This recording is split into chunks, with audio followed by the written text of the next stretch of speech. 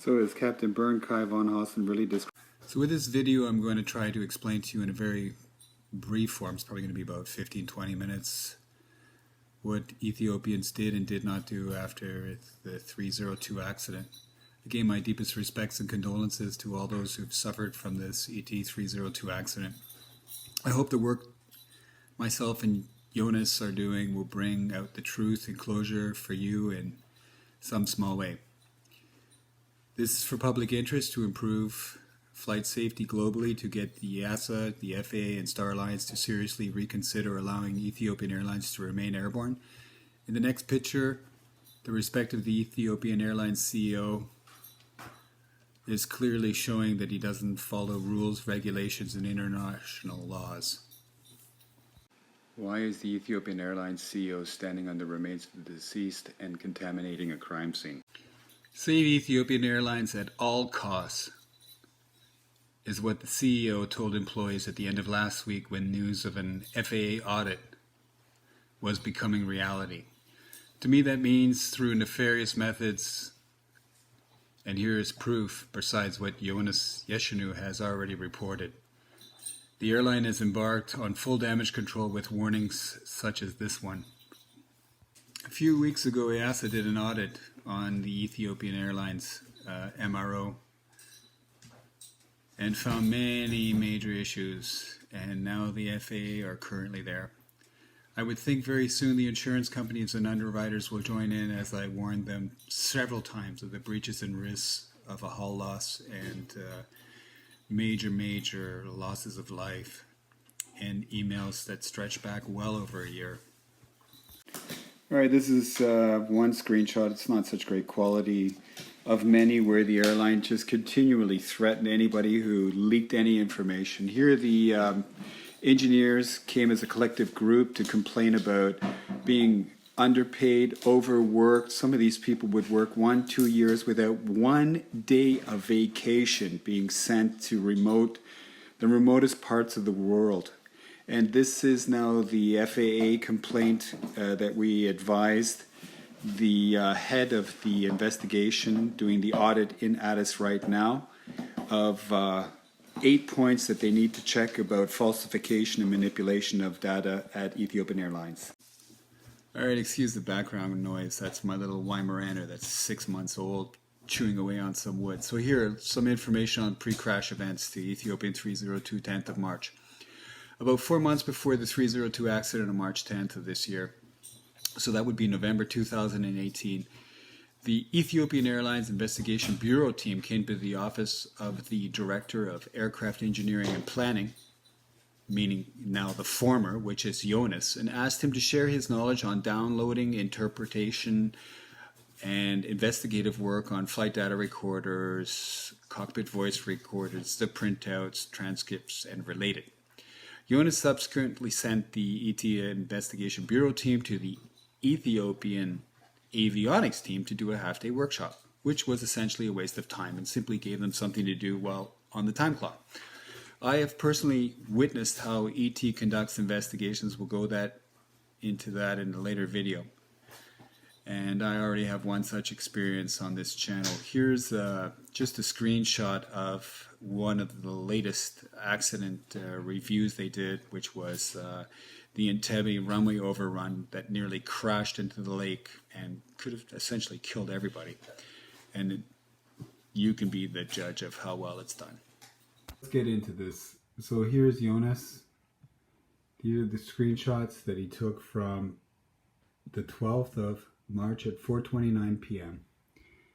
And look what it shows. It shows an entry from the 11th of December 2018 that there was an autopilot issue. However, this entry was in the maintenance logbook on the 7th of December. So how could this aircraft have flown for 4 days? Well, there's a whole story behind it. And again, this is completely non-standard.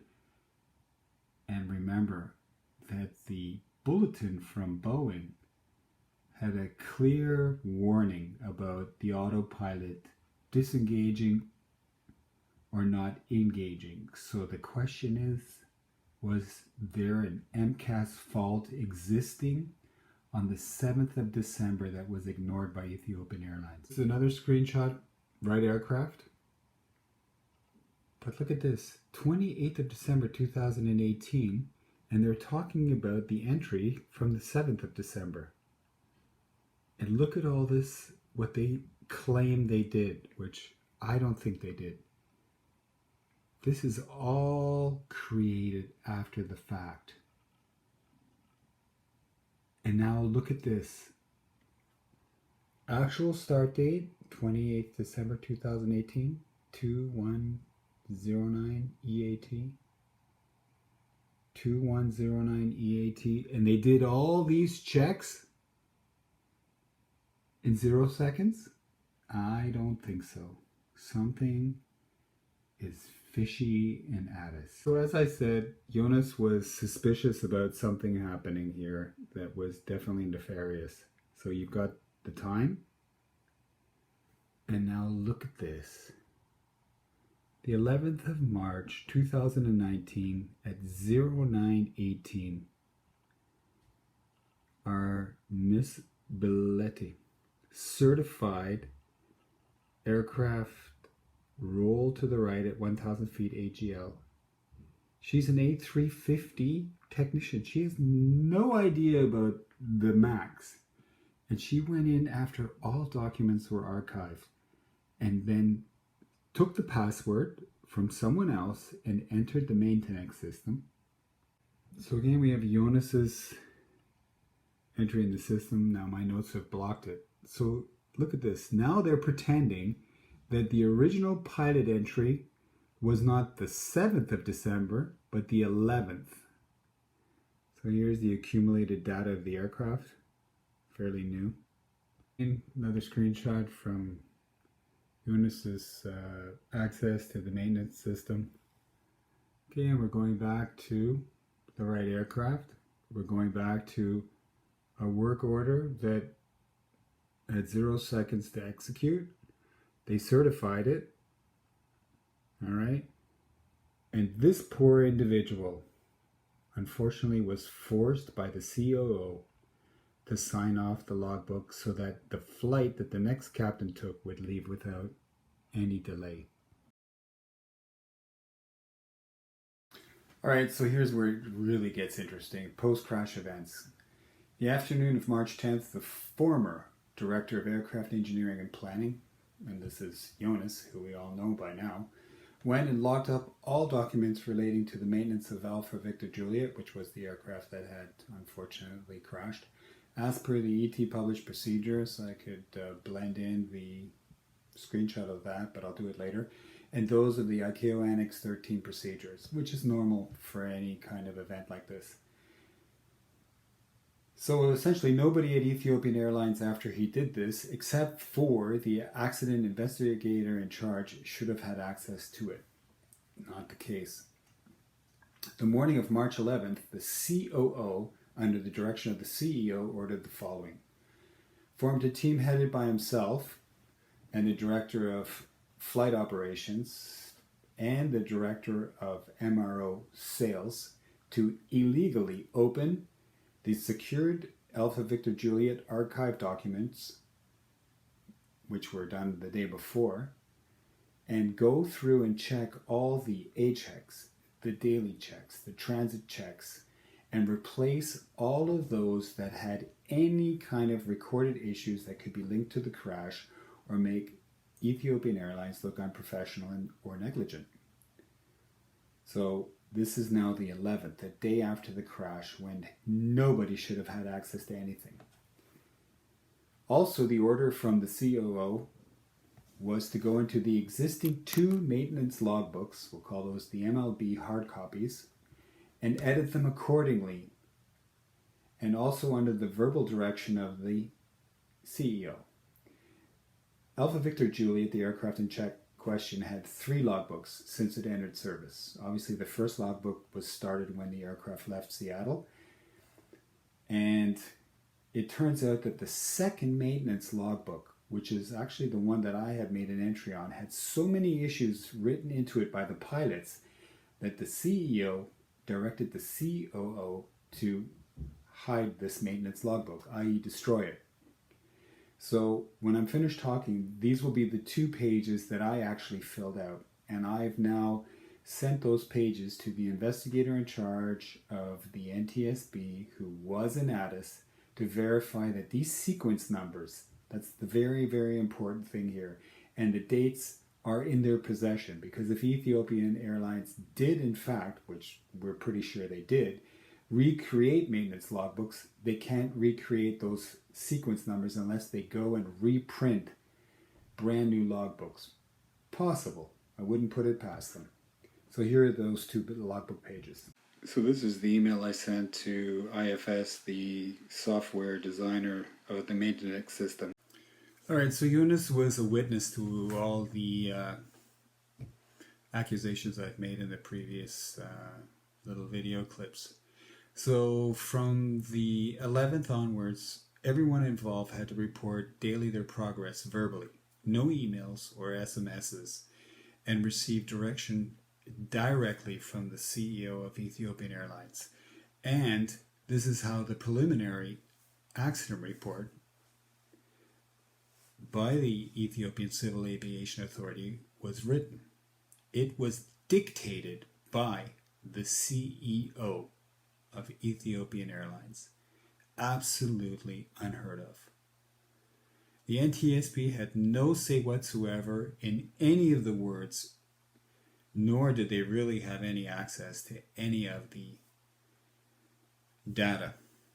Note, at the crash site, the right angle of attack sensor was not found, neither in the takeoff roll area of runway 07 right of Addis Airport or in the departure sector of the runway. That's the right angle of attack sensor. So the question is was it even the left that was causing problems? So there is speculation and suspicion that there might be some kind of manipulation here to try and frame Boeing that it was MCAS related. Strong suspicion of a possible bird strike in departing Addis. There is also reports circulating that a catering truck prior to the departure of 302 actually damaged the right angle of attack sensor. All those who witnessed it apparently were forced by fear and the threat of termination to just not say anything and to avoid a delay of 302. Okay, so to recap, the maintenance control did fabricate a false second maintenance logbook, and that was ordered in a closed conference meeting by the CEO and the managing director. So that obviously means that the IT system should have recorded the original entries unless the Ethiopian IT programmers managed to manipulate that system, and that's why I wrote IFS. Everyone involved now had to report daily their progress verbally, no emails or SMSs, and received their direction directly from the CEO of Ethiopian Airlines. And this is how the preliminary report was written by the Ethiopian Civil Aviation Authority Accident Division. It was basically dictated by the CEO of Ethiopian Airlines. So you have to ask yourself if the Ethiopian Civil Aviation Authority is allowing the CEO of Ethiopian Airlines to dictate to them how a preliminary report is being written, who gave that order? And if it's who I think it is, I don't think he should have gotten a Nobel Prize. So maybe when I'm finished with my investigation, they might be taking that back to Oslo. So through this entire process, the NTSB GO team that was in Addis, of whom I met 2 people a week after the accident, they had no say in the preliminary report wording. As a matter of fact, they had left Addis before it was even published, nor the structure, etc.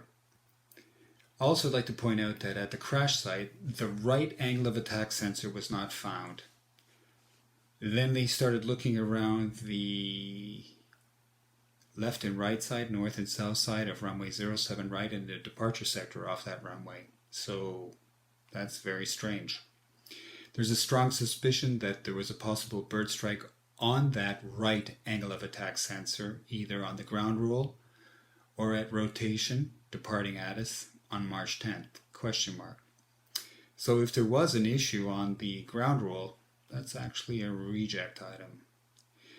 There's also reports circulating that a catering truck prior to departure actually damaged the right angle of attack sensor, and that those that witnessed it were forced in keeping quiet to avoid a delay of the 302 departure.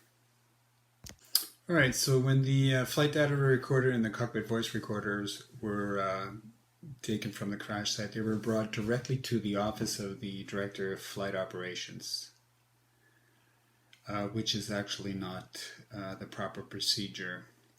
He and the Director of MRO Sales, Rate Malake, were given the task to follow up on anything that could harm the airline. Then the CVR and the FDR were transferred to the ET/ECAA investigation team that consisted of the Manager, Flight Operations, Quality Assurance and Safety, and the ECAA accident investigator in charge, and thus flown to Paris. It is my understanding in Paris that all non-Ethiopians, so basically those two individuals, were barred from witnessing this CVR and FDR process. March 17th, when the CVR-FDR arrived in Addis from Paris, it was selected loyal ET engineers that were given the task to interpret the related data, where they hid most of the critical parameters from the NTSB, Boeing, and the EASA representatives. By the way, the French BAE was under contract to erase their server hard copies of the CVR and the FDR downloads, which again conflicts with the Annex 13 recommendations. So, outside of Ethiopia, there are no backup copies of either that exist. How convenient when you do not want to tell the truth. So how long will it take before we get a report from Ethiopia that says there was an office fire and the CVR and the FDR were destroyed and this is all we have? And I'm telling you, this is an MCAS frame. What was clear is that Ethiopian Airlines did not have the skill level at all to perform a post-crash investigation anyways. And I've had my own personal experiences with them, and it's just deplorable how they investigate and only look at pro-airline, cost-saving, time-saving, image-saving, but when it comes to flight safety, zero interest. It's a typical example of their in-house accident. All right, so let's wrap it up because it's getting late. All right, so a technician named Mesfin Thege was ordered by force, which means that the COO told him that if he didn't do this, he would be terminated, to sign off the logbook remark from December 7th revolving around this autopilot issue. And again, the autopilot issue is so entwined with the MCAS. And he signed this off without doing anything on the remark. Then 4 days later, it was entered into the maintenance system. And there, the assigned captain was duped into accepting it by a false and fabricated task, which was never performed. The maintenance system was then entered using the password of another technician called Tamaru Ayeli to finally close the remark on March 11th, backdating it to February 5th. Just after the crash on March 10th, while all records were basically secured, the airline realized that this autopilot remark, and if it was seen by outsiders beyond Ethiopian Airlines or the Ethiopian Civil Aviation Authority, that, for example, Boeing and the outside regulatory bodies such as the EASA and FAA would request an explanation why it was not communicated to engineering nor Boeing, which was a requirement after the preliminary report from the first crash. from the publication from November 2018. So this is why the CEO and the COO decided to hide as much as they could. Hence, the second maintenance logbook was completely destroyed and a new one was introduced and fabricated. That means that they had to take a blank book and recreate all the sectors, all the tasks, all the signatures of the different engineers and pilots, and change the printing and the colors of ink. And that is just mind-blowing. Now, I haven't seen it yet, but this is the direction I'm moving in. So again, it's just mind-blowing. Then we're getting closer to the March 11th. So Miss Belletti, and I'll show you a picture of her, who is an A350 technician, not even qualified on the B737, was also again forced by the CEO and the COO by the threat of being terminated to breach all laws using someone else's password to enter the maintenance system, which is the MXI from IFS, certify and close the remark, backdating it. And that was done one day after the crash. So at this time, the FAA is performing a surprise audit, which is a bit of a joke because they knew about it last week, so they've already started shredding and changing all sorts of documents. So you saw that the email that was sent to Kenneth J. Hayes of the FAA, who is actually the auditor in charge, that's my Yonas and myself, had given him the utmost urgency to interview all those technicians and execute an in-depth investigation to reveal the truth. I also have a concern whether Ethiopian Airlines followed the repair station training program manual correctly. The example here is that an overall program review meeting, an annual training plan review meeting, should have been done before May 15th. And as far as I know, it wasn't done. So I'm assuming that they fabricated minutes of that meeting and that the meeting never occurred. So we've asked this Mr. Hayes to go and do a random interview of all supposed participants from both the MRO and the Aviation Academy. Sadly, Ethiopian Airlines is aware of this surprise audit. Nevertheless, the screenshots, and plus there's a lot more that I haven't shown you, indicates that this is just so below standard. This is so illegal. This absolutely does not give any closure to those people who have suffered from the ET302 crash. I think by now the CEO has visited the U.S. Embassy in Addis, which I believe was on the 15th. And now he's trying to leverage these supposed breaches of local and international laws by threatening to move his Boeing business to Airbus. And all I can say to Boeing and Airbus is you know what, just let him fly paper airplanes. Because Ethiopian Airlines, in my opinion, is the most unsafe airline I have ever worked for. And that is based on a total of 23 different operators I've worked for in my entire career. So stand by more for as it develops. Have a great day and thanks for tuning in. This is Captain Kai, who is retired, so we'll just call myself Kai. And again, if you are one of those people who are still grieving and suffering from what's happened there on the 10th of March, I really feel sorry for you. It just killed me. And I'm trying my best, and together with Yonas, we are just going to tear the walls down of this thing and expose those people that really should be arrested, tried, punished, put into jail. And unfortunately, it's going to be the insurance companies, the underwriters, who are the ones that are going to be paying billions in lawsuits.